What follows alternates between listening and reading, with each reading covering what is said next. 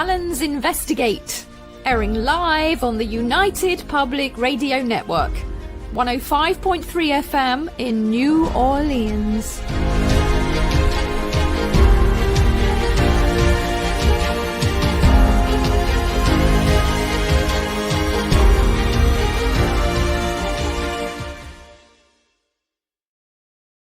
Yay! And welcome to the Allen's Investigate with me, Shona Allen. And I'm Gary Allen, the Cockney Bard. We're broadcasting live on the United Public Radio Network, 105.3 and 107.7 FM from the beautiful city of New Orleans, and also on Roku.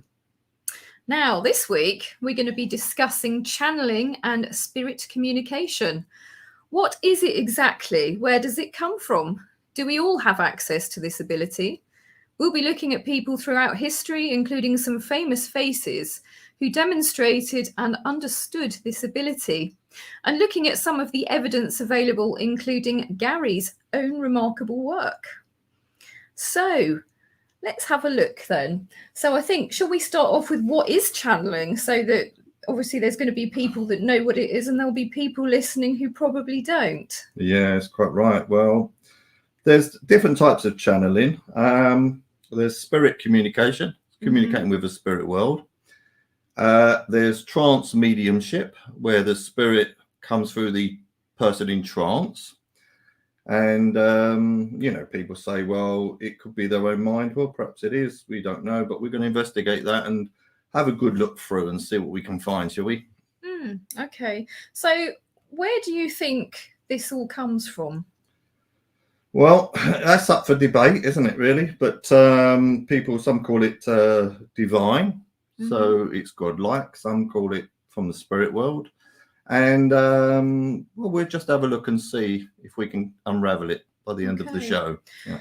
Well, certainly throughout history, ancient peoples have demonstrated the abilities of talking to the divine, to God, if they call it God, or spirit communication, or some place that they're connecting to. An extraneous source. An extraneous source. So let's have a look at channeling and spirit communication through history. An obvious place to begin is in ancient Greece. The oracles being well-known places people sought spirit advice and communication, the most famous being at Delphi. The priestess, the Pythia, named after the serpent Python, whom Apollo slew, sat above the gaseous vapors rising from a volcanic chasm, which sent her into a frenzy or a mania. Mania, yeah. The Egyptian oracles too were numerous. Herodotus knew of at least 7 gods who spoke via oracles. The oracle of Jupiter Ammon, at the oasis of the same name, was consulted on the fate of empires and more serious matters, but also to ascertain his views. Now, the use of psychedelics are known to have been used thousands of years ago by various different cultures. In Greece, psychedelics were essential to religious practice and were used in the Eleusinian Mysteries. The Eleusinian Mysteries were celebrated in honor of the goddess Demeter and her daughter Persephone, and regarded as one of the most sacred of all the mysteries in the ancient Greek religion. Experts believe participants would walk along the sacred way in a parade that lasted for 10 days, and they fasted for 3, until they reached the temple of Demeter in Eleusis. There they would take a sip of a sacred drink called kykeon. After drinking kykeon, participants would dance ecstatically and reenact the story of Demeter and Persephone. Which is quite interesting, isn't it? It is very interesting. The hidden rituals were kept secret under threat of death. So it could never, ever be revealed. Whatever they experienced was never revealed. So that's how they kept it secret, because everyone was scared. It was basically the story of Demeter and Persephone. So it's believed that the drink contained ergot. Now, ergot is a hallucinogenic fungus that grows on barley, rye, and similar crops. Also, interestingly, it's where LSD is synthesized Yeah, from. didn't you get ergot in your mind one day? Thought I voice? did actually, which led me on quite an interesting journey of discovery because I didn't know any of this. So this is quite interesting. And it's interesting to note as well that the CIA, amongst others, conducted experiments with LSD in MK Ultra, which is quite well known. Archaeological evidence has been unearthed, with fragments of ergot being found in ancient Greek ceremonial cup found at Mas Castelar des Pontos in Girona, Spain, dating back to 300 BC. Remnants of ergot were also found in the dental calculus of a 25-year-old male, providing evidence that an ergot-infused drink was consumed at that site at that time. The Eleusinian Mysteries Festival attracted millions around the Greek and Roman Empire with the promise of unveiling the secrets of the afterlife for the initiated. Yeah, it's very interesting, that, isn't it? Now, obviously, there's more to it than just that, but for this program, we'll just stick to that. Now, in ancient Egypt, many artifacts depicting Osiris holding out a mushroom cap or eating mushrooms have been uncovered. Additionally, scholars cite numerous references to sacred plants with psychoactive properties in ancient texts. Psilocybe cubensis, or magic mushrooms, as they're more commonly known, were found during archaeological digs at Hierakonpolis, a city in Upper Egypt. I hope I've spelled or pronounced that correctly. Sure you did. Pretty good. Evidence shows ancient peoples were using psychedelics, including cave art from Algeria, depicting ritualistic mushroom consumption as far back as 9000 BC, which is amazing. It's incredible. Just makes you wonder, really, what sort of hallucinations they were having, you know, and what they were getting from these hallucinations and, you know, the power of it. Well, in ancient India, soma was frequently mentioned in the Rig Veda. Rig Veda texts tell us that some was supplied as a libation to the gods during Vedic fire sacrifices, and priests and participants of rituals also consumed it, facilitating altered states of consciousness and spiritual enlightenment experiences. Also, ancient shamanic practices incorporated the use of psychedelics to facilitate altered states of consciousness and conversation with the dead. A 1,000-year-old shamanic pouch of 3 fox snouts was found containing the earliest known evidence of ayahuasca preparation, known for its psychoactive properties and profound spiritual revelations. So we can see a common theme now, can't we, running through that many... Getting stoned out of your head and then communicating with something. Well, I think the ideas of how it was used years ago in ancient times are rather different to its understanding and use today, perhaps. Oh, absolutely, yeah. Going onto ancient China, psychedelic drugs were used, the earliest evidence of which dates back to around 400 BCE. Now, the Taoists during the time used certain mushrooms, herbs, and plants as a means of achieving higher states of consciousness. Archaeologists have unearthed ancient Chinese alchemical texts describing techniques for making elixirs from psychedelic plants. The most famous text being called The Immortals, written by the Han Dynasty author Ji Hong, which gives methods for extracting active ingredients from hallucinogenic plants and basically mixing with wine to create potions capable of inducing spiritual visions or to make contact with spirits. So that's really interesting, isn't it? Yeah, so it's like a sort of ancient Jamie Oliver. Well, sort of. It's a sort of slightly different cooking program, that one, isn't it? But cooking, yeah. But anyway, so it's quite interesting. So as I mentioned, we can see quite a common theme running through all of these ancient peoples. I mean, it's too numerous to mention all of them. But I mean, if you imagine the Amazonian rainforest there, they have peoples that still use psychedelic drugs even today. to connect with other realms, the spirit realm. But there's lots of reports of them using it, but what sort of thing did they find, or did they see, or do you find anything out about that? What they actually purport to have seen, or? Well, I think the trouble is no one really knows exactly, and I think everybody's experience was probably a different one. But I think the idea was basically by taking it, you're opening the door of perception. Opening some channels up. Yeah, so it's obviously stimulating the psychic centers of the brain to enable you to experience these things. Now, Plato also is an interesting character to mention as well from ancient Greece. Now, he talked of the manias being upon him, and he said, "The greatest goods are produced for us through mania and are assigned to us by a divine gift." And that came from Phaedrus. Now, Plato was well known to have been a member of the or into the Eleusinian mysteries. He was initiated into it, so he would know probably better than anybody. But of course, he wasn't able to directly tell people, because obviously if he did, it would be on pain of death, wouldn't it? So he would tend to refer to it in a allegorical sense a lot of the time. So the divine mania that he talked about is divided into 4 different categories, each inspired by different divinities. So the mantic mania, or mediumship, was basically inspired by Apollo, the god Apollo. The telestic or ritual mania was from Dionysus. The poetic or musical mania by the Muses. Erotic or love mania, this is one for you. Yeah, I'll have some at number 4, please. Was by Aphrodite or Eros. Now, numerous authors, poets, and artists have used the spirit realms as a source of inspiration and muse. Many also used psychedelics, which is not always that well known.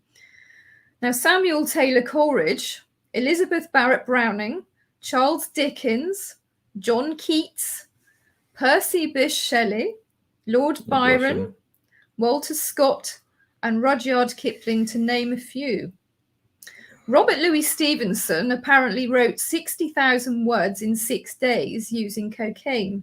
Now, I'm in no way, if anyone's listening, advocating doing any of this. This is just definitely not. Just for interest. No drug taking. Please don't try any of this at home.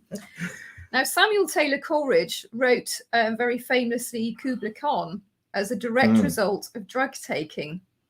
He famously admitted that the entire poem occurred to him during a sleep brought on by the prescription of an anodyne, believed to have been opium. Oh, blimey. Oh.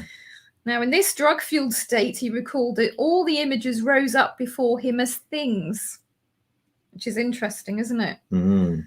A visit from someone on business unfortunately interrupted him, and the poem was never actually completed.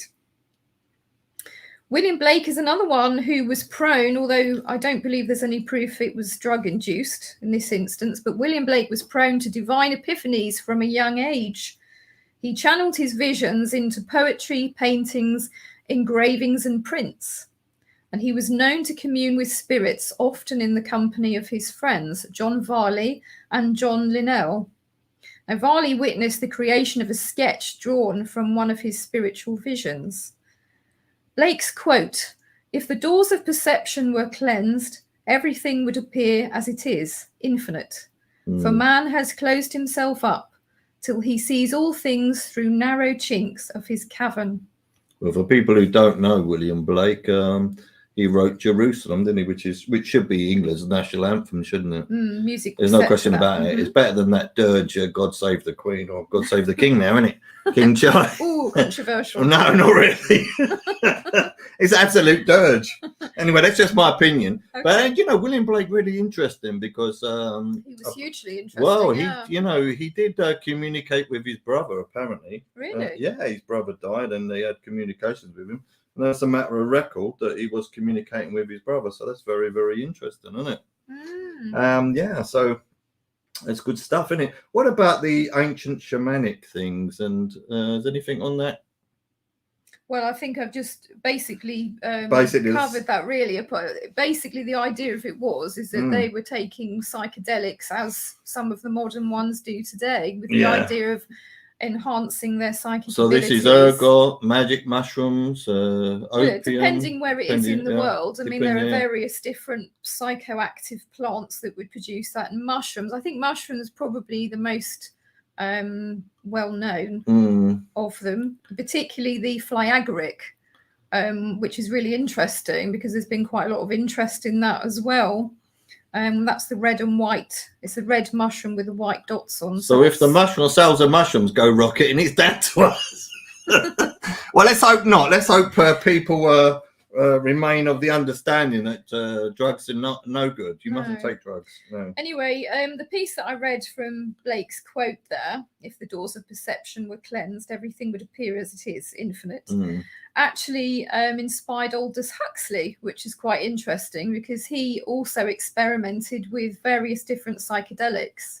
I believe he experimented with LSD and mushrooms and various things. So it's quite interesting. So you can see a common theme with many of these authors and artists and poets. Right, I think Jean Cocteau as well is another interesting character as well that touched upon these things. But it's basically the idea it's to alter your state of consciousness artificially to gain this information from another realm or an extraneous source, as you like to call it. Yeah, I do. Yeah, it's. Sorry, what was you going to say? No, it's gone. Oh yeah, they say it's interesting that in the Corinthians in the Bible, it does talk about it's 1 Corinthians 14 does talk about the gift of prophecy. So, which is quite interesting. Well, it is interesting because normally people of a highly religious persuasion sometimes think that connecting with spirits is actually something, quite wicked. But yeah, well, it's interesting, isn't it? I think that you have to think to yourself that if everything is energy, which I believe it is, I believe Einstein thought that too, energy cannot be created and it cannot be destroyed. We are energy ourselves, and so thus when we die, whilst we may cast off the physical shell or the vehicle, that which animates us, which is energy, doesn't die, does it? It merely changes its form. Yeah. So that essence, that consciousness and everything else, it doesn't disappear. It's still there. So why can't you therefore connect with it? That's right. But it goes on to say in Corinthians, he who speaks in a tongue edifies himself, but he who prophesies edifies the church. So yeah, that's it's very, very interesting, So and I think it's about revelation of knowledge or prophecy. So if the Bible came from God, say, right, then a man wrote it. That was obviously divine, and so it was channeled, wasn't it? So. And interestingly, I think that many of the Jewish sects at the time had a lot of what they call prophets. And you have to ask yourself, well, where were the prophets getting this information from? I mean, they believed it was divinely inspired, didn't they? So yeah, well, it's a bit of a fine line between divinely inspired and believing in life after death, isn't it? So yeah, very, very interesting that. And anyway, and also we can look at characters that moving us slightly on from that period to like characters like Roger Bacon, Friar Bacon. And basically he had this brazen head, which used to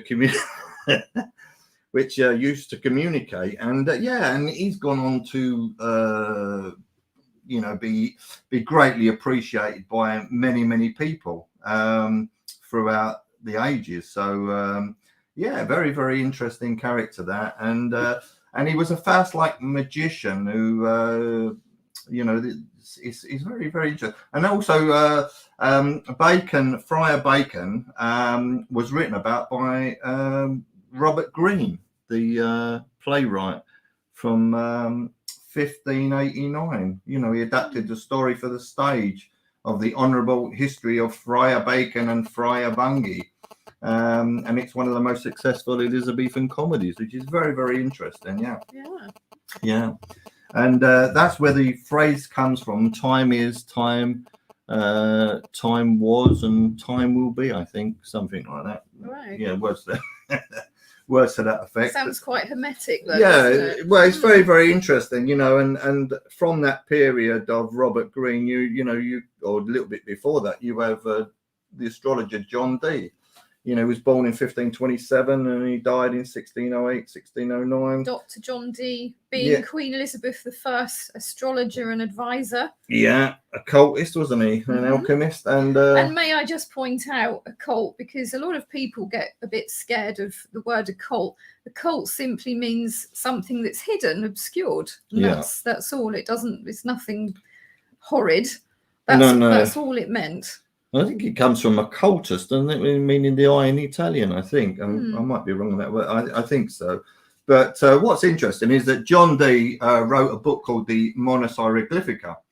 And the interesting quote in that is, "I am the pen merely of God, whose spirit quickly writing these things through me, I wish and I hope to be." So he's telling you that he had channeled that, and I think it was channeled in 13 days or something like that.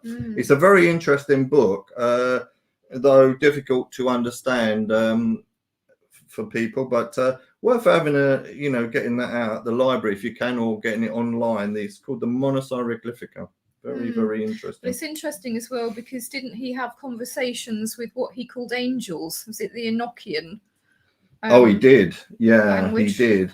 But there was a strange story where Dee joined forces, didn't he, with what was his name now? I can't think of his name. Edward Kelly. Edward Kelly, that's him. And Kelly tricked him by saying the spirit said he had to sleep with his wife, with John Dee's wife. Swap wives, Swap wives. And of course, John Dee's wife was considerably younger as well. Yeah, at so the time. He didn't have one.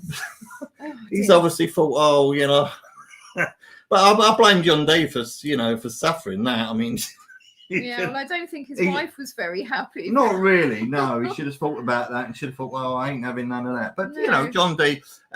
Interesting enough, in the British Museum, there's some of John Dee's scrying stuff. There's scrying tools. Yeah. Yeah, that's right. wonderful. There's an obsidian mirror, isn't there? Oh, yeah, it's marvellous, yeah. So if you get a chance, you must go down there to the British Museum and check that out, because it's really, really fascinating, But he was a religious man, John Dee, so it's rather interesting. But in that period of time, you had to be very, very careful, didn't you, what you were getting out? I mean, he had his house burnt down, didn't he, and everything, all his books burnt. Well, some corners basically looked at it as being highly heretical, didn't they? And I think the whole idea of it, though, was the fact that they didn't really like people doing any of this, because to have communication with the divine is, of course, to be free and independent. Oh yeah, can't have that. No, can't be free in that. No. But I once had a book, Messer Kusabon, and that was a true and faithful relation of what passed for many years between Dr. John Dee and some spirits, and that was an interesting book. I mean, how much of it you can actually take as coming from some sort of spirit world, or his own imagination, or his own mind? I mean, you do have to think about these things, when lots of people claim to channel and everything, but it's proving the bit which is coming from spirit and that which is coming from your own mind. Yes, and sometimes I think perhaps they can get a little mixed. Well, I think they do. Yeah, I think they do. Because your own mind influences information. Well, yeah, exactly. The mind is an incredibly powerful thing, isn't it? And I think that's always worth bearing in mind as well. And I think also, as with on Earth, you get good people and bad people. You also have to be aware, of course, that happens in the spirit world too. If the spirit world exists. Well, it's my belief it does. And having had the evidence myself personally, and you too, I would certainly come to that conclusion. Yeah. But I mean, for the purpose of the program, it's about putting a balanced view across, Mm-hmm. not taking one side or the other, Sure. and aiming to prove one way or the other, or neither. Well, it's food for thought. Exactly. If it gets people thinking about things and searching for things, Yeah. because we can't possibly cover everything in tonight's show. There is a vast amount of text and information and evidence out there, and people, if you want to find the truth, as ever, you have to dig for it and you have to search for it, don't you? Oh, you do. Yeah, you do. Well, what's interesting, I'm a great lover of the Elizabethan period, as you know, and Shakespeare, and but there is a character which is not really that well known, or not really brought up much, and that's George Chapman.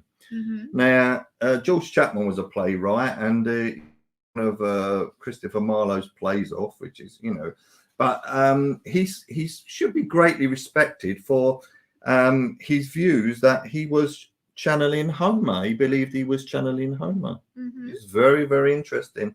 And there's a wonderful engraving by William Hull, and in the National Portrait Gallery from 1616, where it's an unusual portrait, and it has George Chapman with his head in the clouds. And this is as appeared in his translation of the whole works of Homer, which was published in 1616.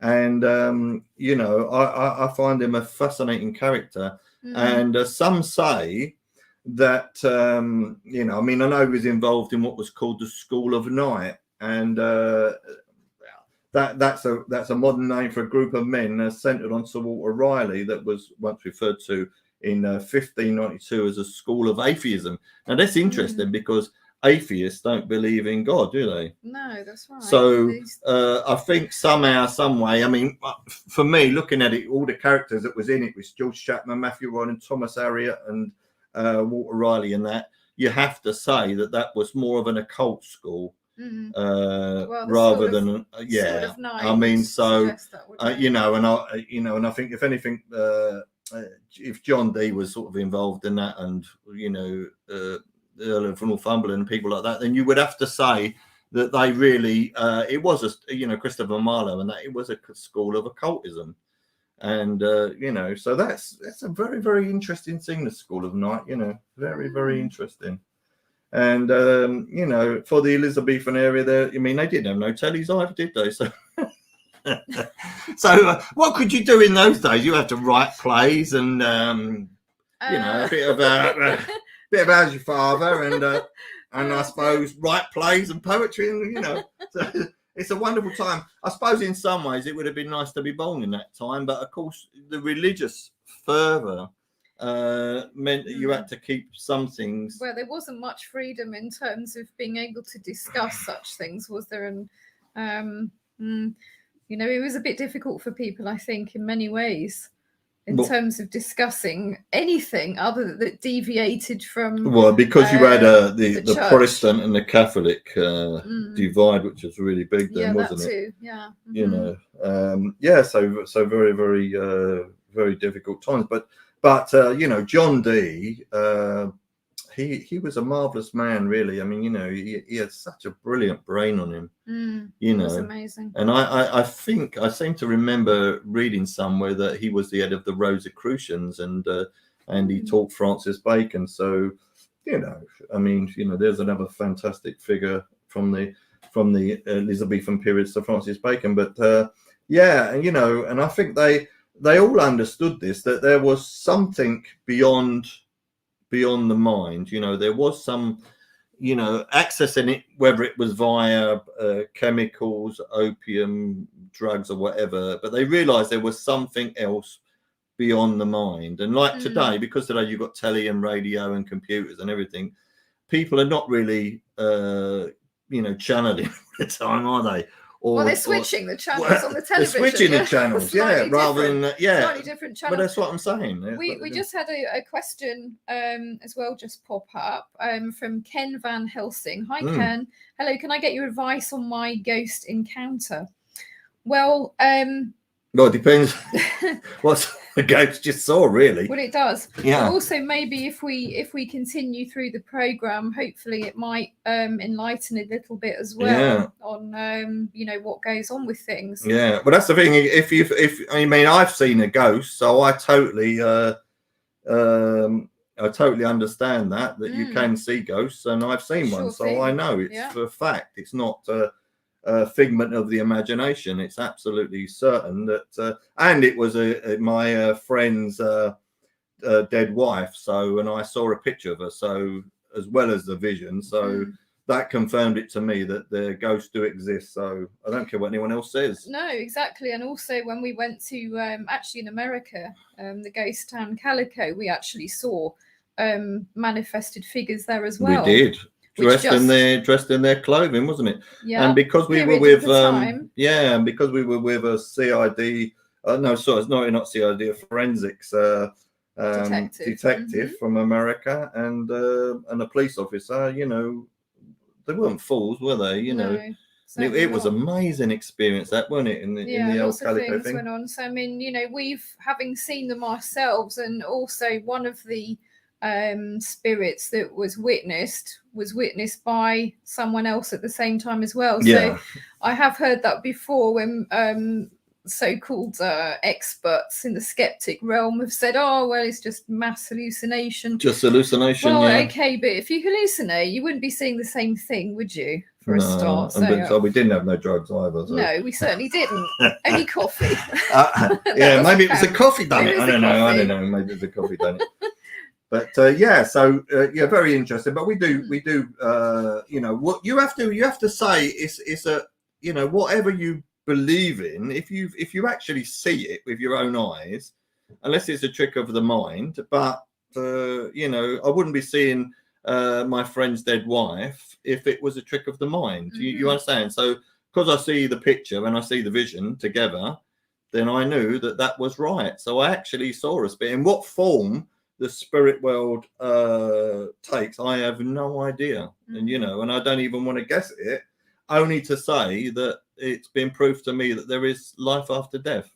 That's what was proved to me. It's very, very, very, very interesting. So anyway, if we look at Shakespeare, let's look at Shakespeare. Right now, there's a sonnet 86, and not many people would understand really what that's about, but let me just read it to you and I can tell you what it's about. Was it his spirit by spirits taught to write above a mortal pitch that struck me dead? No, neither he nor his compeers by night giving him aid, my verse astonished. He nor the affable familiar ghost which nightly gulls, which is feeds him with intelligence, as victors of my silence cannot boast. Now that's very interesting, you know, because that's telling you that whoever Shakespeare's talking about, which could have been George Chapman, but whoever he's talking about is actually channeling from the spirit world, and the spirit world is giving him intelligence.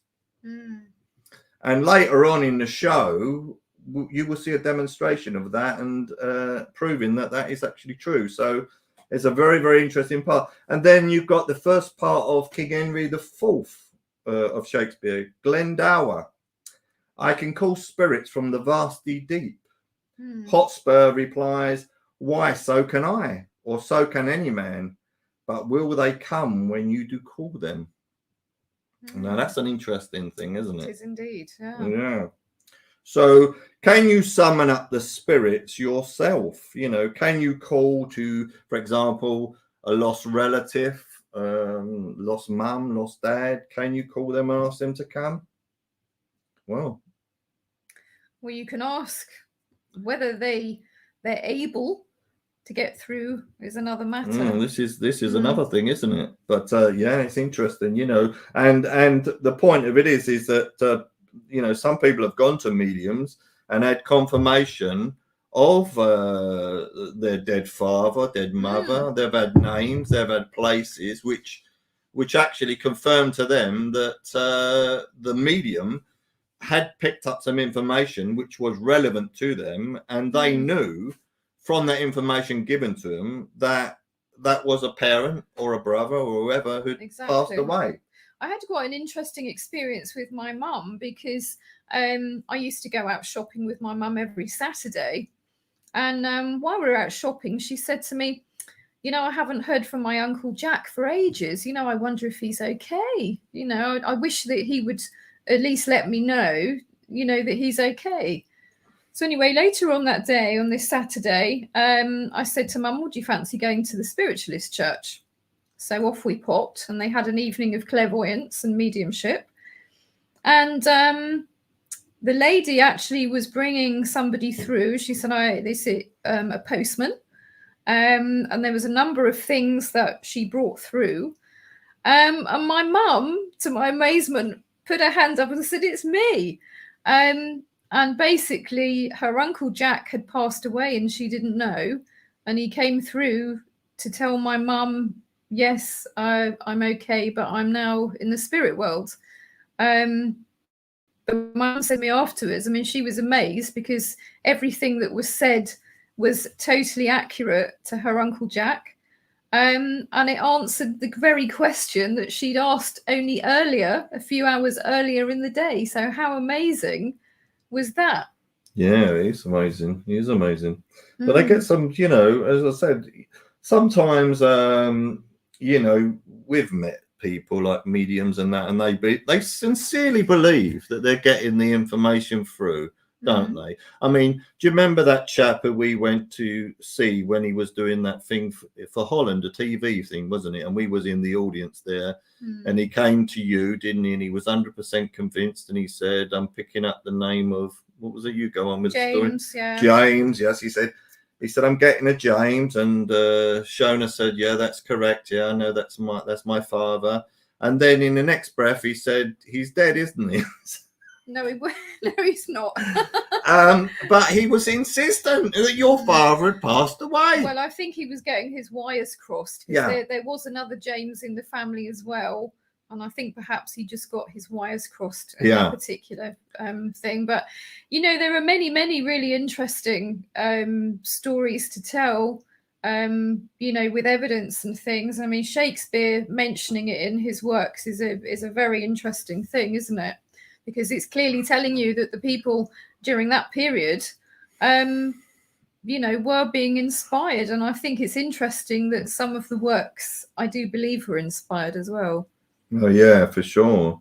Like to be or not to be the polished version, shall I say? The polished version, absolutely fantastic. Yeah. And I mean, that is just a sublime piece of literature. It's absolutely amazing. It most certainly is. Yeah, it's absolutely amazing. So, and you think about this, and you think about, well, what is it that people have tried to ascertain over the years? I mean, you've had thousands and thousands of anecdotal evidence of people saying that they've seen ghosts, they've had communication, thousands and thousands, and yet for some reason it's still sort of frowned upon, isn't it? It's sort of pushed into the background in some circles, say for example in religion and science. Well, mainstream science. Mainstream science. I think the quantum. Oh my goodness me! Slightly different, but the mainstream. Yeah, mainstream science. I think the trouble is, though, it's all about measuring the material. Yeah. And I mean, how do you quantify and measure love? I mean, that's quite an interesting one. But we know it exists because we experience it. But how do you measure it?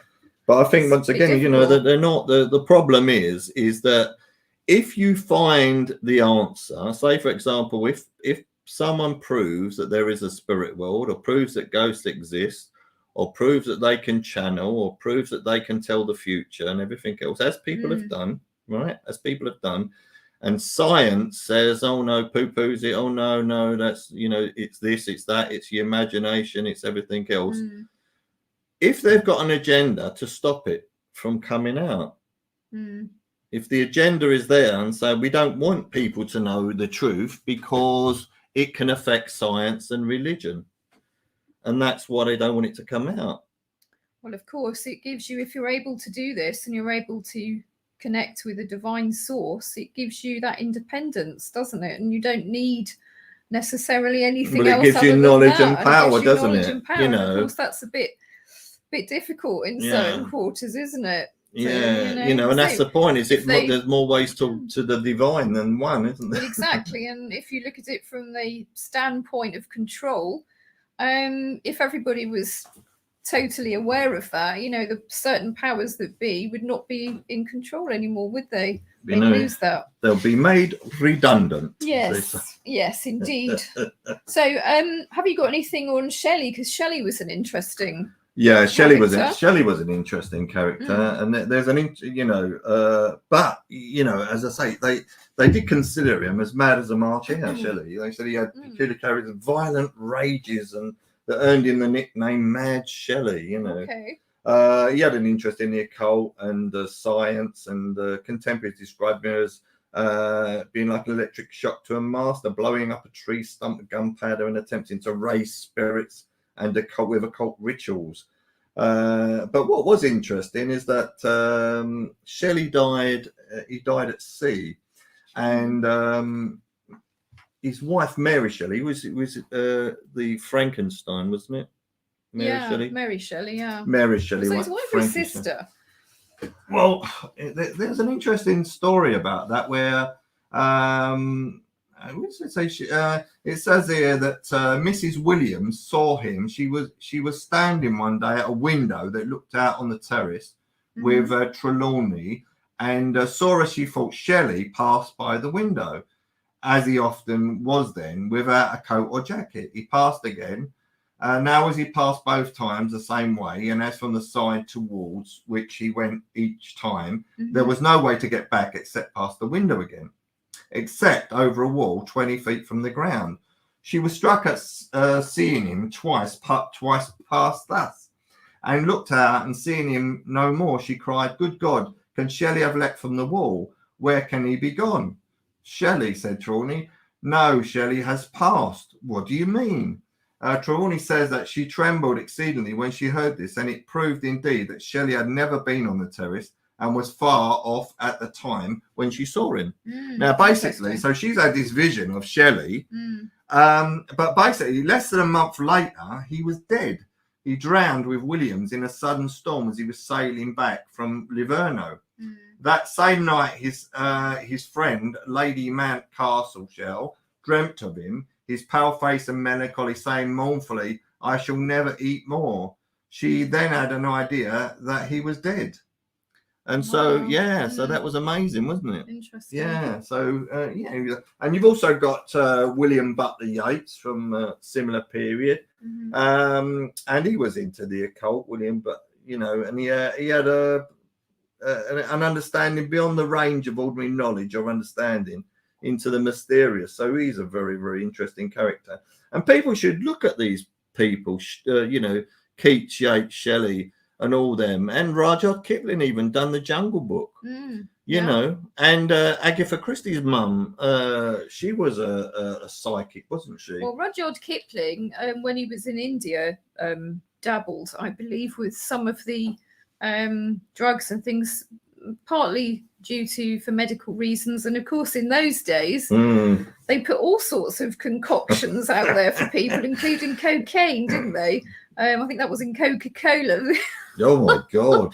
Which is quite scary, really. Yeah. But yeah, they used to use opium, laudanum, all sorts of things basically for various different ailments. And I think that he took some for a stomachache, I believe. And I also think as well, I mean, he kind of mixed with the natives as well, which was frowned upon by the British. And so I think that he probably partook a bit in some of their things as well. I think so. But it certainly gave him some rich material, shall we say, to write about. Yeah. So it's very interesting. And I know Rupert Brooke as well, who wrote The Soldier, that wonderful poem. He wrote some really wonderful things, didn't he? He believed in life after death, Rupert Brooke. He did. He's interesting as well. Now, what about Frederick Bligh Bond? Now, he was a really interesting man, wasn't he? Now, there's an interesting story, isn't there? A very interesting story. Now, Frederick Bligh Bond was an architect and historian. And in November 1907, he sat with a friend and fellow scholar called John Allen Bartlett, who proposed trying automatic writing. Now, automatic writing, Gary, you're probably the best person to explain that. Well, yeah. Well, people often mix my writing up with automatic writing, but I can assure you it's not automatic writing. Automatic writing is when the spirit takes over the hand, and you just write and write and write and write. Yeah. And then you finish with some writing on there that you have no idea where it came from. It just ends up on the piece of paper, you know. Yeah, it's just basically the pencil just keeps writing, doesn't or it? the pen, yeah, Or the pen, yeah, the pen just writes, and yeah, that's automatic writing. So it's an automation, isn't it, from the spirit, taking over the hand. Yeah, exactly. that's the simplest. Well, anyway, Frederick started doing this, and he Michelle says some people believe automatic writing is the time of possession. Would that be correct? Well, yeah, I think it is. Yeah, I would say that. I would say that is I would say that is correct. Yeah, that's a possession. But what's interesting about this, you're coming up to the Bly Bond, is the book. Do you remember that when you were young about that book? It's called The Gate of Remembrance. Well, I'll talk about that at the end. So I just to talk about the story, because obviously I don't think this is that well known. I mean, I've spoken to a few people now about this particular book that I'm going to go on about, and not many people actually say, oh yeah, I've heard of that. They usually say, oh no, I've never heard of that. But anyway, so Frederick started with the question when they were doing the automatic writing session. So can you tell us anything about Glastonbury? Now, in response, the pencil produced the answer: all knowledge is eternal and is available to mental sympathy, which is a very interesting one. More communication flowed from the spirit world or extraneous source, whichever you'd like to believe it is, over the following months, providing very specific information and answers.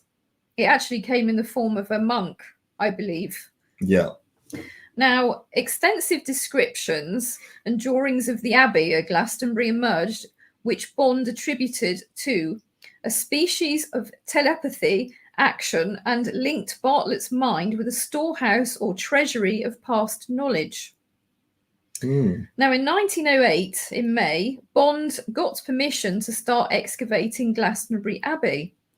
The information that he was given during these automatic writing sessions, which was basically answers to questions, diagrams, all these kind of things, basically meant that scarcely a spadeful of earth was wasted before he immediately located the lost Edgar Chapel, where it had been suggested. Exactly. Now, Bly Bond went on to publish a book called The Gate of Remembrance, which told the whole story, including seance scripts, drawings obtained, that kind of thing. So if you're ever able to obtain the book, because actually the originals, there's not many left of them now, sadly. No. I believe the church didn't like them. The church didn't like that at all. And they got rid of them, didn't they? And Glastonbury Abbey Bookshop, I believed at the time, I'm not sure if they do now, but certainly at the time banned them.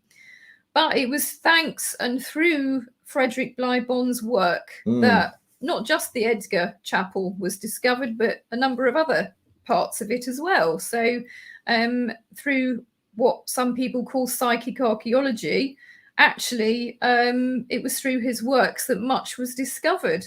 So I mean, there's no doubt there's no it's true. There's no doubt that that information that they received, wherever they got that from, spirit world or wherever, or divine being, whatever, told him about Glastonbury Abbey, and when they dug it, they found, didn't they? Yeah. There's no question. But clearly, Bly Bond was of the belief that basically there was just like a sea of knowledge, of all knowledge, and they were just through sympathy able to tap into that knowledge, which is quite interesting. It's an interesting view, isn't it? For sure. It is an interesting view. But what was interesting, which kind of links us to this particular book, was when I was at high school, I was scouting around the bookshelves in our school library, and I was drawn to this book. The Gate of Remembrance, and it's quite an unusual book to be in a school library, I must say. So quite why it was there, I don't know. But anyway, I was very drawn to it, so I pulled it out of the bookshelf and I took it home and I read it, and I was absolutely enthralled by it. And later on, Gary then mentioned this book to me, and I said, oh yeah, I remember that book because of the experience at school. Now, shortly after I'd met Gary, I was doing meditation, and I get visions and things sometimes, and I had this vision, and I appeared to be looking down at the ground, at this grassy ground, and there were sort of like flint, the remains of flint walls and foundations. Didn't know where it was. It was just a fleeting glimpse, and it was gone again. Gary, for Valentine's Day, booked us a surprise trip to Glastonbury, didn't you? I did, yeah. And he said, would you like to go and have a look at Glastonbury Abbey? And I said, oh yeah, I'd love to go. So we were having a wander around, and I stood at this place, and I suddenly thought, my goodness, this is what I've seen in my vision. And when I looked down at the sign, it said the Edgar Chapel. Now, how about that? Yeah, it's amazing, isn't it? Yeah. Because it was Michael Benting that led me on to Gate of Remembrance. He was an interesting man, Michael Benting, wasn't he? Yeah, he wrote a book called The Door Marks Summer, which again is sort of intimating at the doors of perception in the mind. Yeah. Yeah, well, one of the stories in it that I think people should know about, because Michael Benting, he was one of the goons with Spike Milligan and the Welsh singer Harry Seacombe.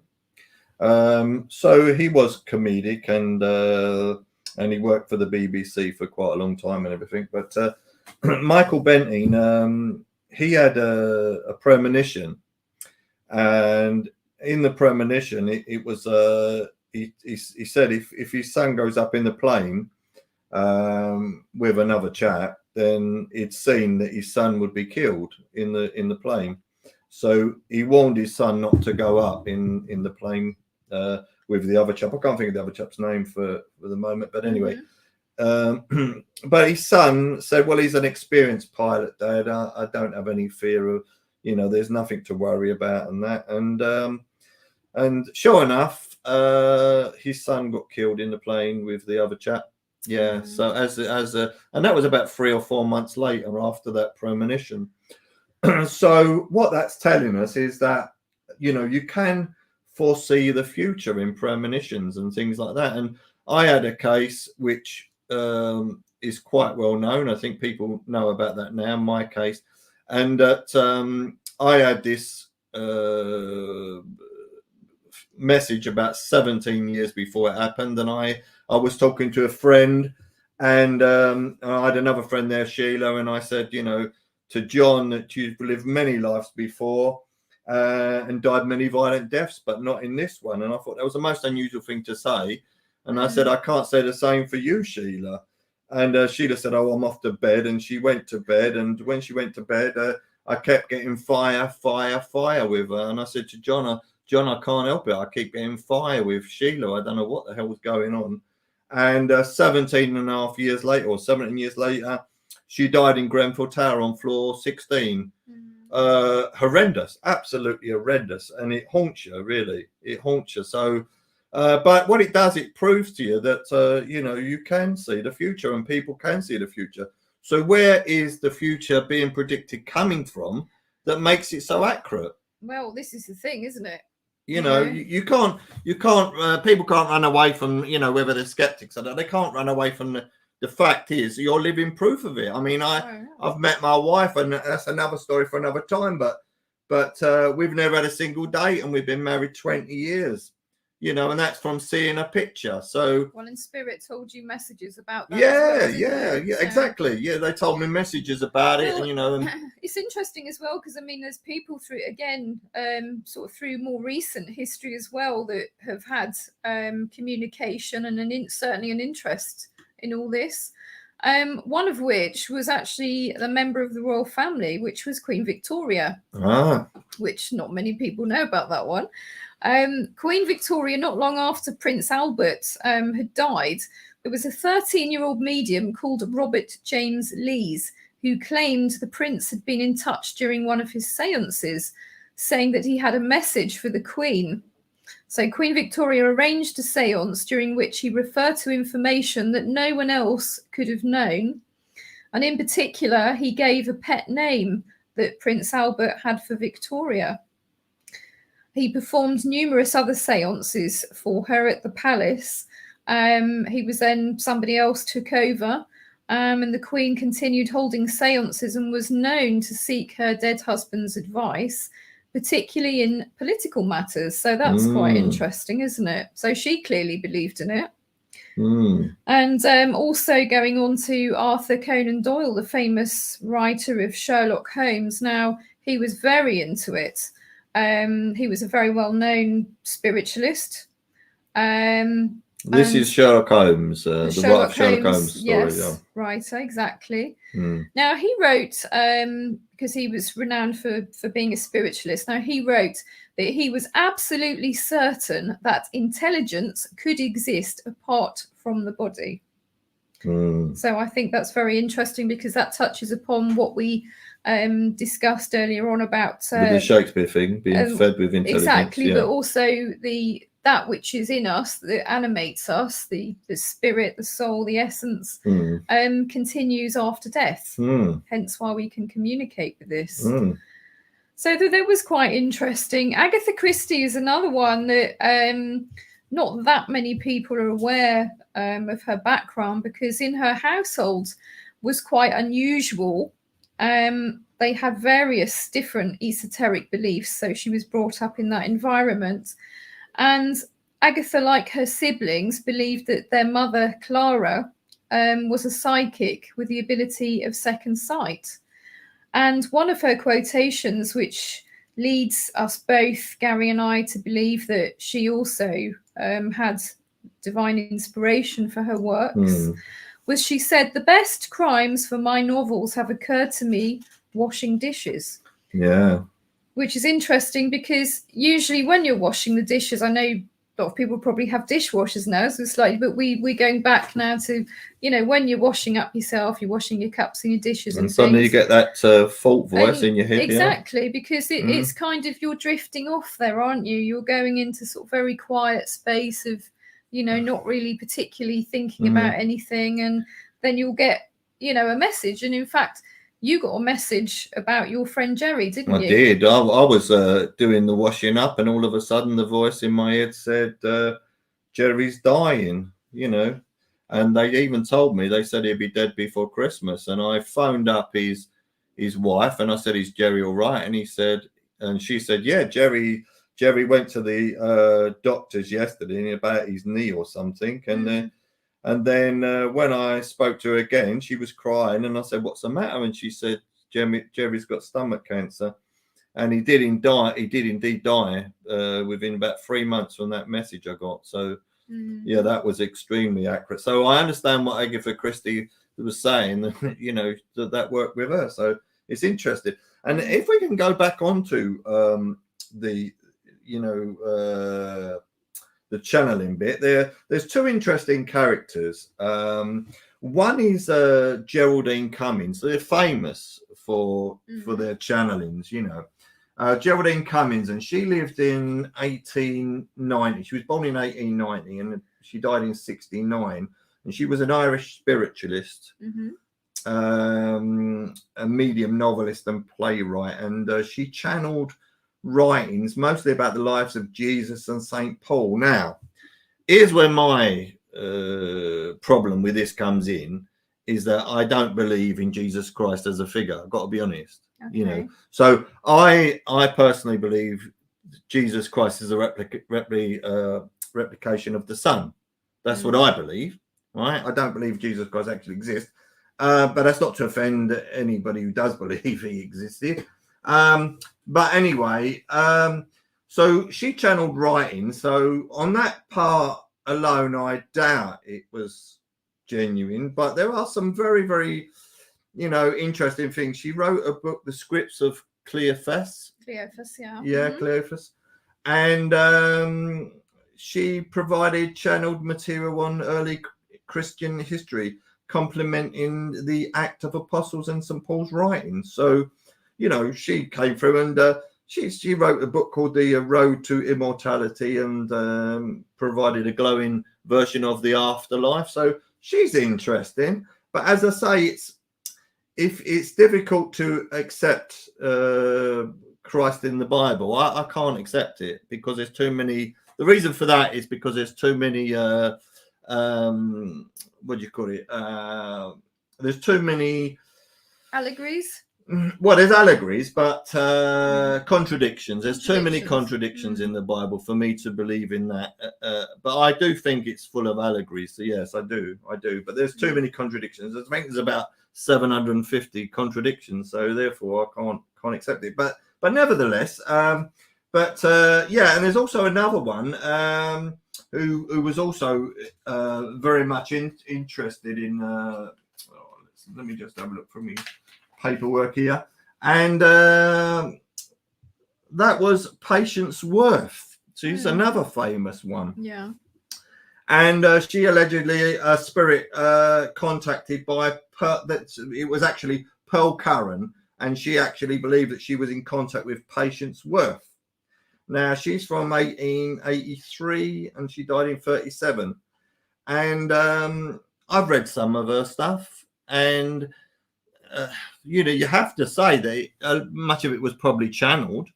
I don't believe it's the greatest proof of spirit channeling. I've got to be honest.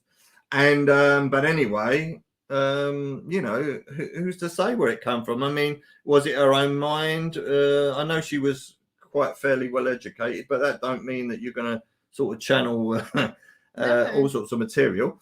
And also, but there's an interesting quote from Richard Wiseman, the psychologist. Now, we know about Richard Wiseman and the rest of them. He says, unfortunately for spiritualism, Curran's writings fail to provide convincing evidence of life after death. Try as they might, researchers were unable to find any evidence that Patience Worth actually existed, and linguistic analysis of the text revealed that the language was not consistent with other works from the period. The case for authenticity was not helped by Patience writing a novel set in the Victorian times, some 200 years after her own death. Eventually, even the most ardent believer was forced to conclude that Pearl Curran's remarkable outpourings were more likely to have a natural, not supernatural explanation. Now, unfortunately, if there's any psychics out there or mediums or whatever, and you've dealt with Richard Wiseman or Chris French or any of the other skeptics, you'll realize you'll get more sense out of a cream donut, quite honestly. They don't want to find the truth. Well, they're what's termed as professional skeptics, aren't they? Well, they're professional skeptics. They don't want to find the truth. Exactly. Yeah. It doesn't matter if a spirit came and whacked them on the head. No, absolutely. They do not want to find the truth. They know the truth, but they do not want to find it. And it's interesting because I had a conversation with James Randi. You remember him? Yeah. The famous American magician. Randy. The great Randy, the great James Randi. And rather than, he said, he wrote to me and he said, if you can do what you say you can do, you're a miracle worker. Until then, you're a deluded person. But he wouldn't challenge me. So, well, perhaps he should have looked back in history at what was going on. Then I think so. Yeah, I think so. Yeah. But it does make you wonder, you know, that all these people are paid professional debunkers, in my opinion, you know. And they've never found anything in years and years of trying. Well, I think that there was $1 million challenge, wasn't there? Well, it was phony, that. With Randy, you mean? With Randy. Yeah. And the trouble is that the terms and conditions were such that if anybody should have been genuine, then you never would have heard of them. You never would have got it. No, you never would have got it. Unfortunately, it was not quite as it seemed. No. It was a fallacy. And, you know, but a lot of psychics and mediums have attempted to go down that road and, you know, and had their hopes dashed. But believe me, no one will ever get there. I think probably one of the funniest things that people usually say, well, if you're psychic and you're a medium or whatever. Get the lottery. Yeah, tell me what the lottery numbers are. Well, hey, it doesn't work like that. I wish it did, but it doesn't, sadly. No. I can remember that when I wrote to Richard Wiseman and I was telling him about, you know, that had these writings come through, and he sent me some Xena cards back. You know, Xena cards where you had to put a circle where a circle's supposed to be, and a triangle where a triangle's supposed to be. Well, but here's the catch. They don't tell you how many you got right. So if you got 20 out of 20, you would never know. Would never know, so exactly. And the trouble is also with Xena cards, for some people that's their specialist skill and they're very good at it. And others, that's not their specialism. No. And it's a bit like giving someone who's fantastic at history a maths test. Well, yeah, exactly. So that doesn't really help, and it doesn't tell you a thing, really. Well, I don't do remote viewing, but some people say that they can see things from miles away. Which I genuinely believe in. I believe the government were using remote viewers as well. Yeah. And they had some very remarkable results from the other side of the world. And in fact, I've met people that have remote viewed as well, and to find missing pets, etc. And children, and they've been remarkably accurate with that too. So it's coming from somewhere. So I think if you're someone who doesn't understand it and want to understand it, you have to do some research. And don't just believe what the psychologists like Richard Wiseman and that say. And as we touched on earlier, though, the problem is with that kind of science is that they're only looking at the physical matter. But we're dealing with energy, which is something rather different, and so we have to look at things in a slightly different way. So let's look at Nikola Tesla as a really good example. Now, Nikola Tesla, not only did he invent alternating current, which we still are in use of today, it was thanks to him. Otherwise, we would have continued with direct current. Come on, free energy! Which would have been quite inconvenient, I must say. Now, it was through the death of Nikola Tesla's brother in a riding accident that in the years following, he began seeing visions of the air around him filled with tongues of living flame, as he put it. And he could literally see in perfect detail any machine that he thought about, right down to measurements and the workings of it. So he would see it in his mind, and he would keep refining it in his mind. He wouldn't have to actually build it before he perfected it in his mind. And then, of course, when he built it, it worked first off. Yeah, incredible. Now, that's quite a remarkable skill, is it not? Amazing man, Tesla. In his adolescence, I believe Nikola Tesla went into trance and talked to entities no one else could see. So that's quite interesting. He reportedly had visions in which he viewed his future inventions as 3D images.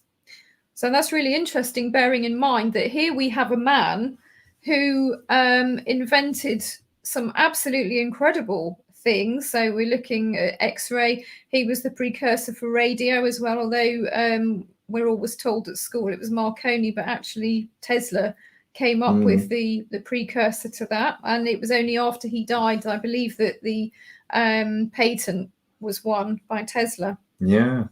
So I think you have to say that through that is proof, isn't it?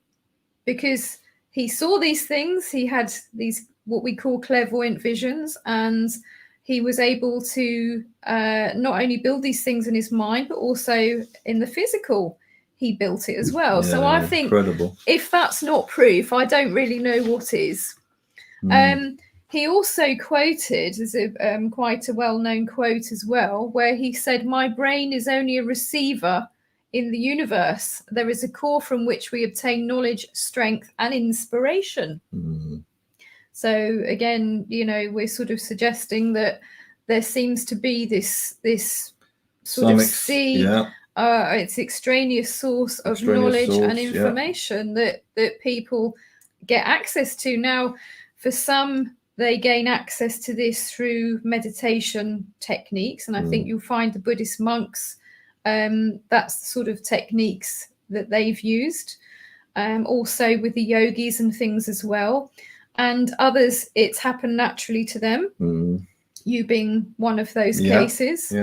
And others, of course, including people going back into ancient history, have used psychoactive drugs to also pierce this and access it to get this divine information, if you want to call it that. So that's really interesting. I think it's really profound with musicians and that, isn't it? When they musicians and that they tended to write some of their best stuff when they was off their head on. Well, yeah. Yeah, you know, and it's a thing. I don't know how they do it. I mean, you know, if you had too much beer, you couldn't write a thing, could you? So I don't know how it works like that. But anyway, they seem to be able to tap into something. I don't think I could do it if I was off my head with things, you know. Well, as I said, yours is more of a natural ability, isn't it? So Yeah, it's quite interesting. Well, it is, yeah. Edgar Casey was also another interesting one to look at as well, because you know, he came up with many predictions, and some that did actually come true, which were quite remarkable. He did actually predict the stock market crash of 1929. An example was that in 1925, he gave a life reading to a 26-year-old physician, and he advised him to exercise caution and discretion in caring for his wealth in the face of adverse forces that will come in 1929. So that was an interesting one. He also said in March 1929, which was 6 months before the crash happened, he told a New York stockbroker, he gave him a severe warning of impending great disturbance in financial circles. So I think that was quite an interesting one. He also predicted World War II, which is interesting. Also, he spoke of the life of the Essenes, and he described them in great detail many years before the discovery of the Dead Sea Scrolls. So I think that's quite interesting. Yeah, very interesting. He also said that blood, or foresaw in 1927 the future medical advancements that might make a diagnosis from a drop of blood, which obviously happened. So that was interesting as well. So all in all, he did get some interesting things. Some of the things may be open to interpretation. Well, it's possible, but you know, that's the thing. I mean, if there's a lot of things that he got wrong, I mean, you can't explain why he got them wrong, because if he was receiving that information and it was wrong, well, it's wrong. But it's what he got right. I've noticed that with a lot of people, when a medium, for example, gives a reading to someone, from a skeptic's point of view, they'll say it's cold reading. He was feeding off the information. But basically, if you get, say, for example, you got 2 or 3 things right that you would never have got right in a million years, and you got 20 things wrong, they'll focus on the 20 things you got wrong. But the 3 things you got right, how did you get them right? That's the point, isn't it? Exactly. How did you get them right?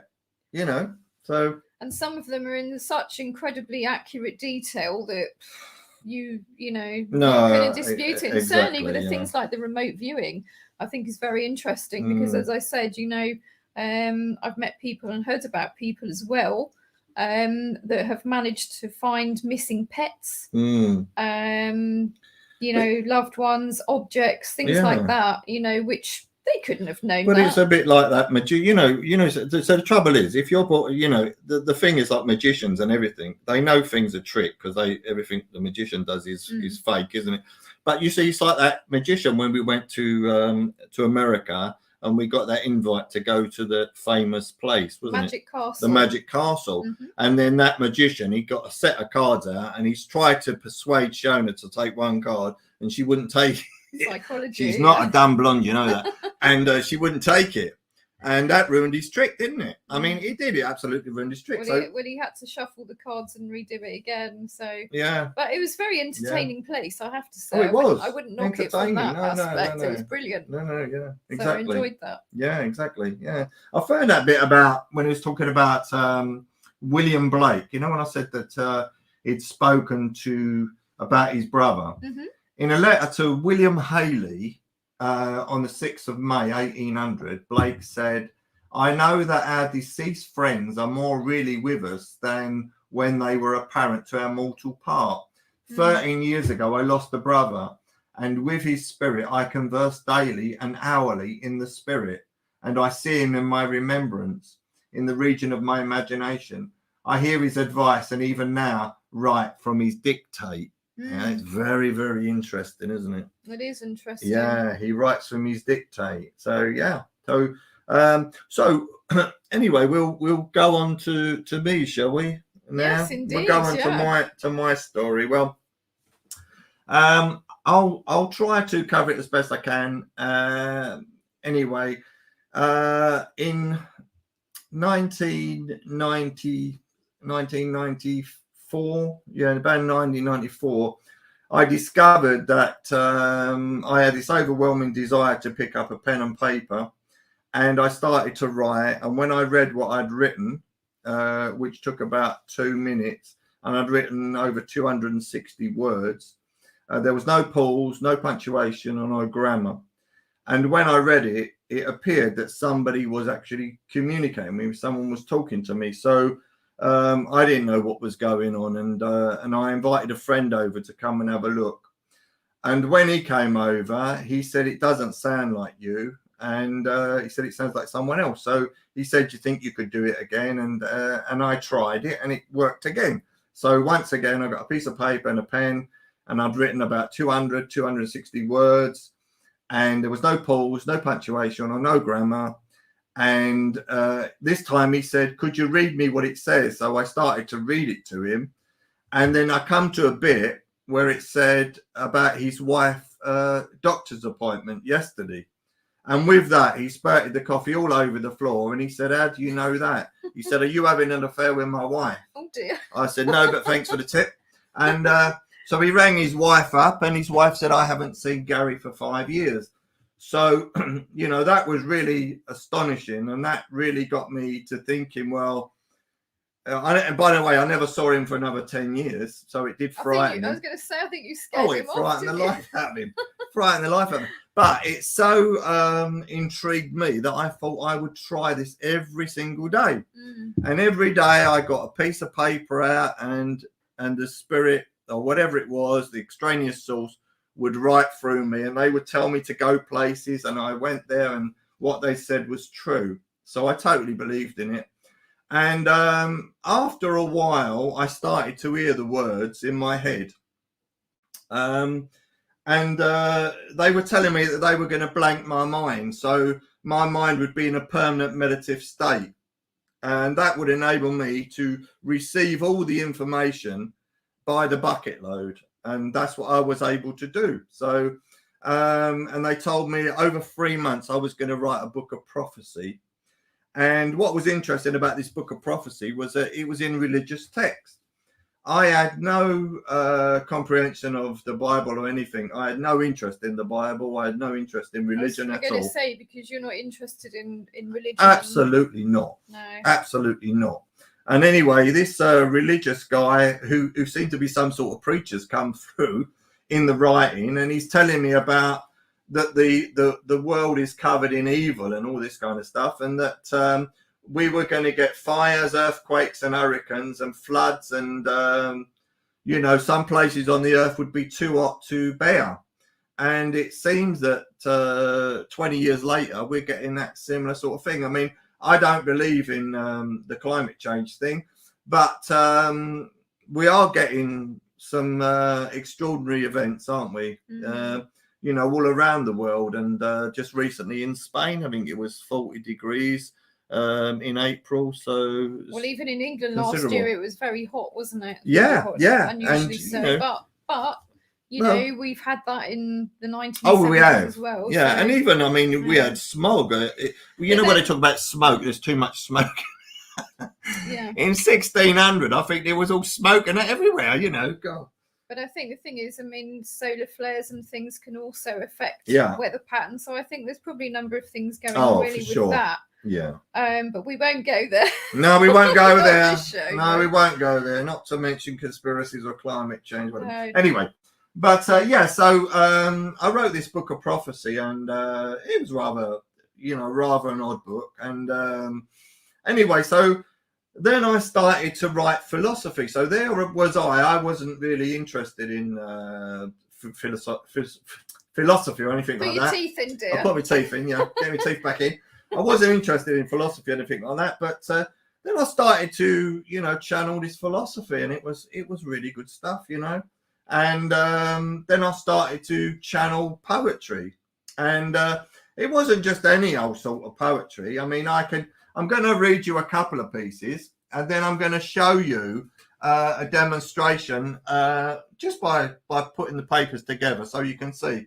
Now, this one, this was about the conscience. It said, my despairing conscience torn in two, evading truth and finding irrelevance a sordid friend, perpetual deviance soiling a mind, weak and pitted am I to choose between a conscience soiled in truth. Pervade me a tolerance of dignity, perusing a mind of indifference, perceive in mind's eye a tolerant side, a conscience to trust. But woe is me, 'tis time of madness, melancholy me and a conscience soiled. Well, that was written in 95. And as a demonstration, I wrote this piece earlier, which is this is how it basically works. I sit and write. I don't have to write, but it enables me to get more information. And for those who are listening, basically Shona will tell them what's on there. It's just basically a piece of A4 paper with loads of writing on it. There's no pause, no punctuation or no grammar. Is that right? Yeah. Okay. Certainly. Now, when I put that in comparison to a piece in 95, they are almost identical, the writing. So this one was in 95 and this one was written about an hour ago. And they're absolutely identical. And Shona confirmed that. Would you say the person that wrote that is the person that wrote that? Certainly is. Yeah. So what that basically does, it proves that the writing that was in 95 was written at the same speed with no pause, no punctuation or no grammar. Now, how the poetry comes through like that, absolutely perfect, and takes about a minute, is anyone's guess. And what's also interesting, Gary, as well, is the fact that sometimes you've been inspired when you've been out and you've had to write it on a napkin, or on the back of an envelope or something like that. So it's when it wants to come through, you have to. Especially for the poetry, and I just sit and write. I've written it on envelopes and all kinds of stuff, haven't I? Yeah. So you never know when you're going to get inspired to write the poetry, but I've written poems from the war poems, poems about love, about the soul, about death. So I'd like to read a couple of poems if I can.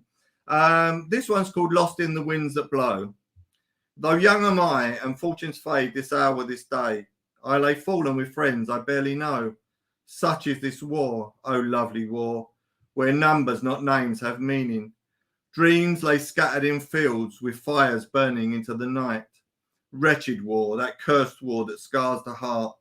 Bemoan a soldier's life. A worthy man, but a worthless corpse in bloody fields far from home. Where is the reason? Where is the hope? When letters to loved ones penned lay muddied, lost in the winds that blow. War in anyone's name, not mine or yours. And that came through in the same way as all the other writings. You know, it took about a minute and a half to come through. And there's another war poem, because I think these are just fabulous, these war poems. But, you know, it's not saying they're fabulous from an ego point of view, but I just love them and that's it. You know, I don't know who wrote them, but I was the pen. I was the pen for the authors of the universe. That's right, exactly. Yeah. And the interesting thing is, unlike when people are normally writing poetry or indeed any type of writing, they're normally sitting there going, what's the next line? What rhymes with this? And how do I do that? What am I going to put there? But this is consistent writing without stopping, without pause or punctuation. So it's just it flows out of your pen, doesn't it? Yeah. And so this one's called Etched in Some Memory. Praying for this day to end as death surrounds me, as scared as any man, yet I know no more than a child, suffering each friend's demise as in horror I reel, sacrificing my sanity and all I once knew, little as that was. Cold bodies, charred bodies, faceless bodies abound, hearing the screams of fallen mates and those I know not. Every sound I hear magnified in hell's tortured mind, nearing death oneself as shells descend, good God. Dreams, optimism, youth-filled hope, banished to nothing. As pity rolls down my face in misshaped tears, pray for me, won't you? Every soldier dreams a victorious end, if only. Laid in mud, sacrificial lambs, butchered and slain, etched in some memory in years to come, Me and My Fallen Chums. It's a beautiful piece. You know, I think, you know, it's absolutely fabulous. And, you know, but I say all the poems, they're completely different, you know. Well, I think that's the thing that I noticed as well when I first met you in particular, is the fact that, you know, over time, having listened to your poetry and your philosophy, etc., within the poems and the philosophy, they're all so different. They have different styles. And I think normally when you look at poets, you can normally say, that sounds like Keats, you know, that kind of thing. But you have styles of, you know, that are so diverse. So, for example, you have ones that are quite Shakespearean, then others that I would say that are a bit like Wordsworth. Wilfred Owen, Wordsworth. Wilfred Owen, Rupert Brooke's style of poems as well. And then going right up to fairly modern style of poems. So you did one called Me and Margaret, which is a very modern style. So they're all different. So I think the one interesting thing that, you know, you have had leveled at you is that it's you're just I don't change, do I? writer. Yeah, but I don't change. I'm the Cockney Bardays. But exactly, but you know, I do remember some lady saying that to you. She said, "Oh, well, you're just a clever writer. It's all from you."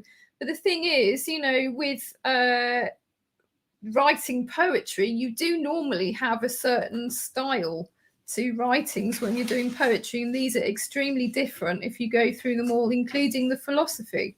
So I think that's very interesting. I think, you know, this kind of thing as well, people have sort of said, oh, it's schizophrenia, multi-personality disorder, etc., etc. But again, if it's multi-personality disorder, then they're all genius poets. No, that's what I'm saying. But there's two other different styles here. One is these are both interesting because one here I read on the BBC when I was on the BBC.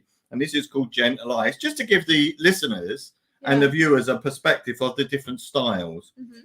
I, gentle as a summer's day, fiercer than the autumn winds, colder than the heart's delay. I, gentle as a morning May, as the spring is sprung, and the lamb's first breath. The ghost of death shall pass me by, the darkest night and the tear of eye. Shadows fade into the night, the crisp frost dew upon the leaf, the quill before me writes. I, as gentle as the night, as still as the bird in flight when the arrow renders life no more. Be as I, not as before, gentle as a summer's day. It's lovely. Beautiful. And there's one that, this one, which is the last one I'm going to read tonight. But anyway, it's called A Painting of Life. Now, this one, I sent this to Princess Diana shortly before she died in the car crash. Assuming she's dead, that is. Anyway, I painted the picture of life. I used images in my mind. I use colours to portray emotion. I use strokes that move in time with the days of life. I use mirrors that reflect the image in the face of the tired man. I use conundrums to fill the minds of those whom search the painting. I use degrees of self to portray my picture, the picture, a painting of life.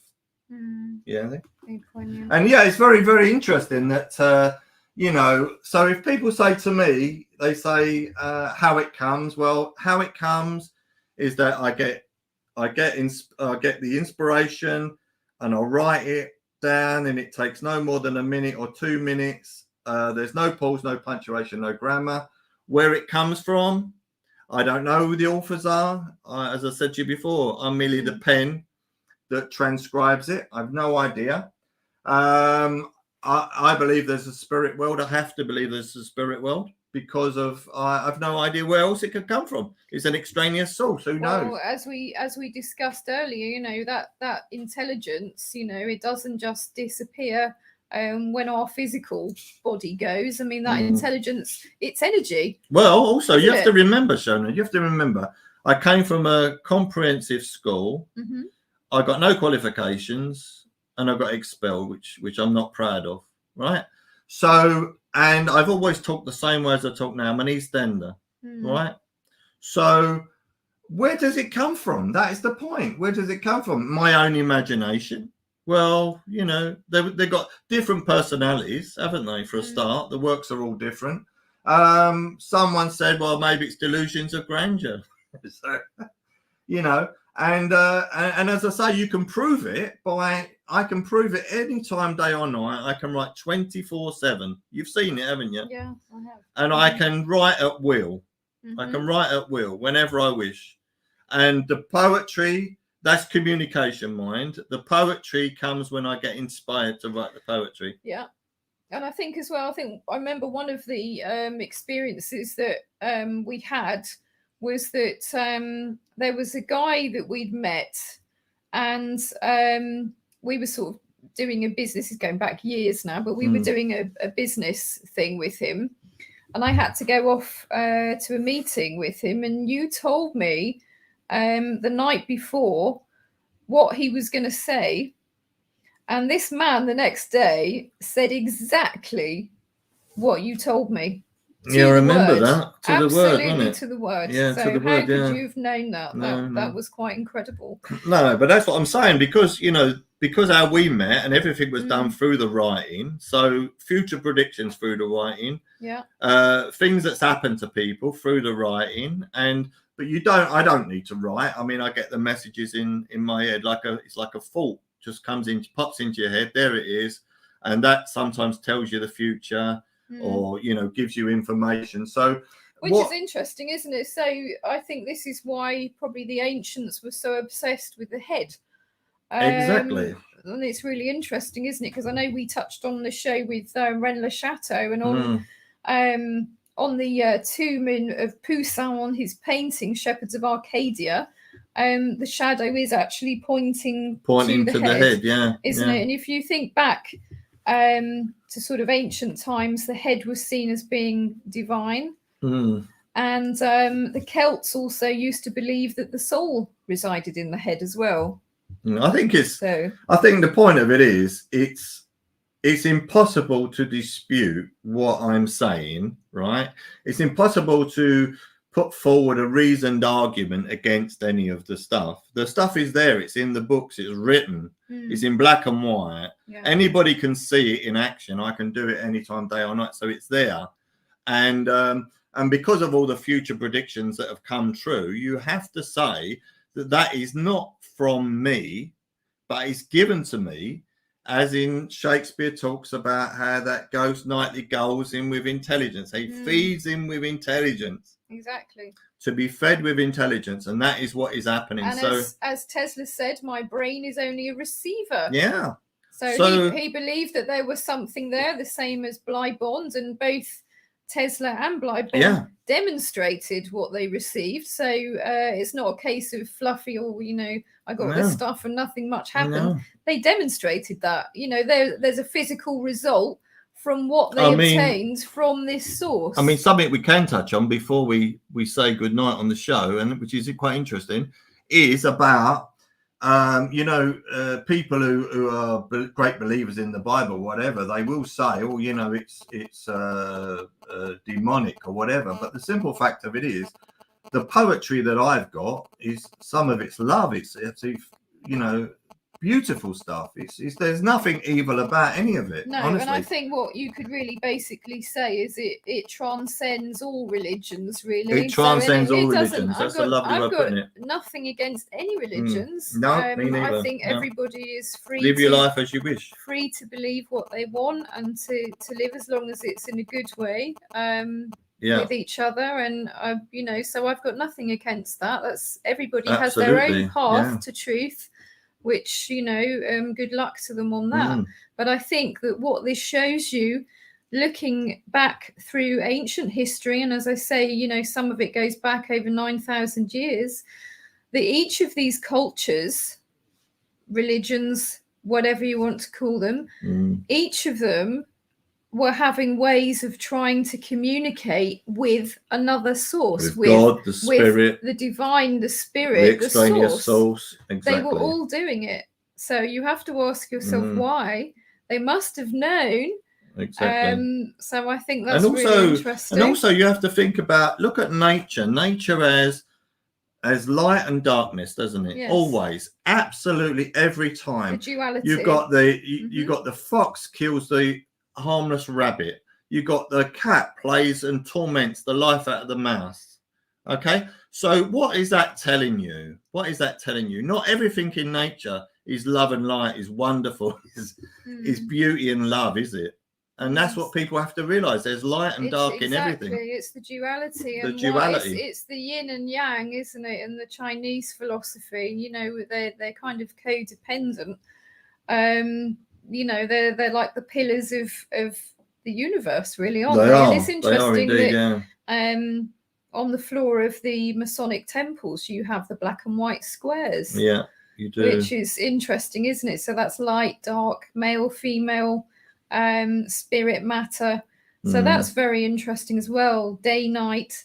You can't have one without the other. Moon. You know, we could go on, you know, on and on with that one. So it's interesting. But you can't have one without the other, can you? No, it's like love and marriage, isn't it? Love and marriage. To old Frank. Anyway, I think we've covered enough for tonight. But well, the only thing I would say though, before we wind down for today, was the fact that there is so much to go through. We couldn't possibly cover everything in one show. And so I would just urge people, if you were interested, just to keep delving and do your own research. Yeah. There's plenty of information out there to find out. Yeah, and you must always ask if, what, and why.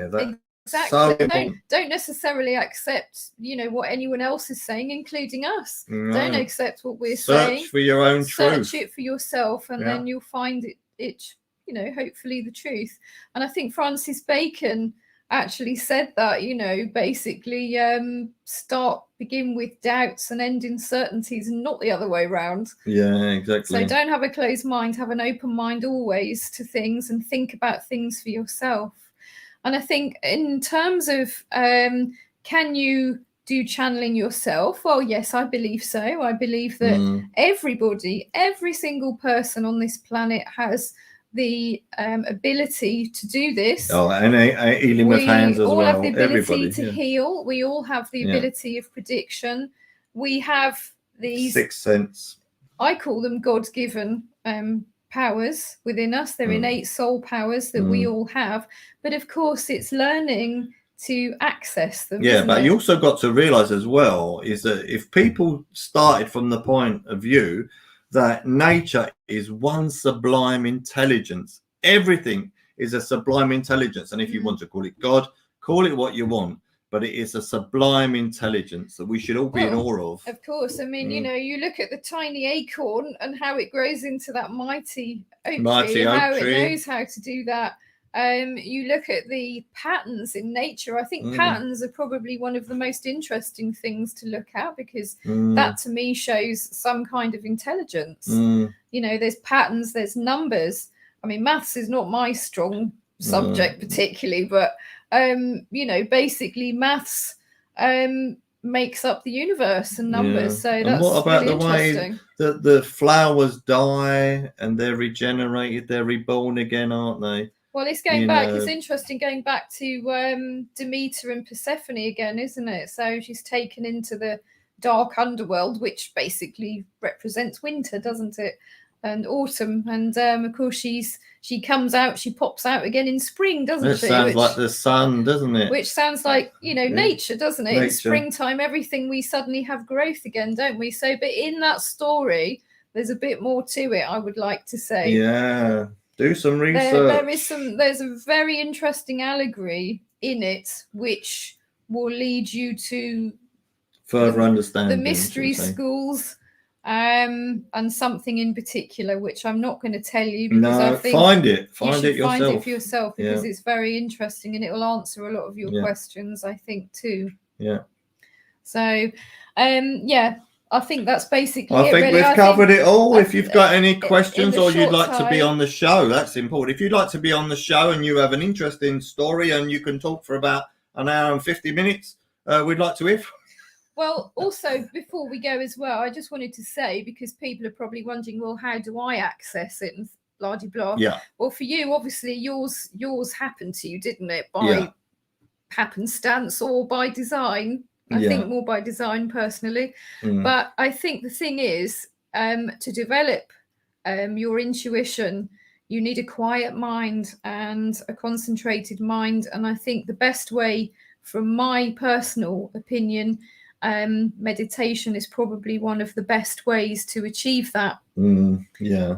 Meditation can be anything from washing the dishes to sitting under a tree. I think we have to tell people though, that if you do attempt to do anything like the Ouija board, please be careful, because there are good and bad forces out there. I think with Ouija boards you do have to be very careful, and I think that if you do attempt to do one, don't do it on your own. Get someone who's very experienced in it, because for sure. I've met people that have had terrible experiences, because it's like opening your front door to strangers and saying, come in. You don't know who's going to come in. No, you don't. Exactly. Why would you want to do that? Yeah, and beware of false prophets. That's the point.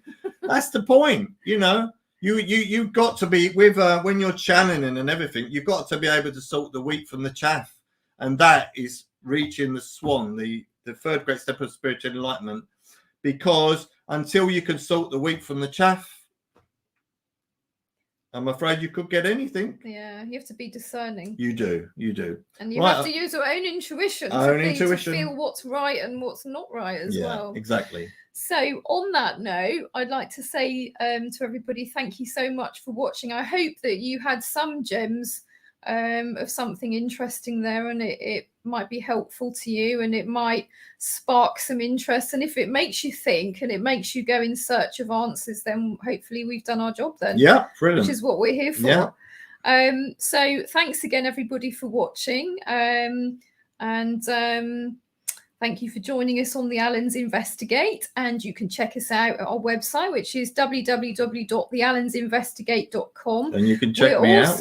We're also on Facebook as well under the Allens Investigate, so why not hop along and come and see us on there, because we pop on who our future guests and podcasts are going to be. I was just going to say you can look me up on www.thecockneybar.com, not to be confused with other Cockney bars.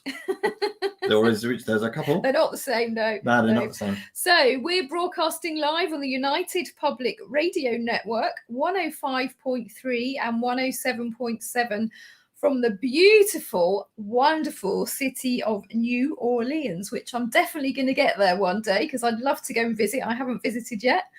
And also find us on Roku TV as well. I think you have to go under United Public Radio Network section, and you'll find us there as well. Yeah. So thanks again for watching, and we'll bid you a good evening and a good afternoon wherever you're watching from.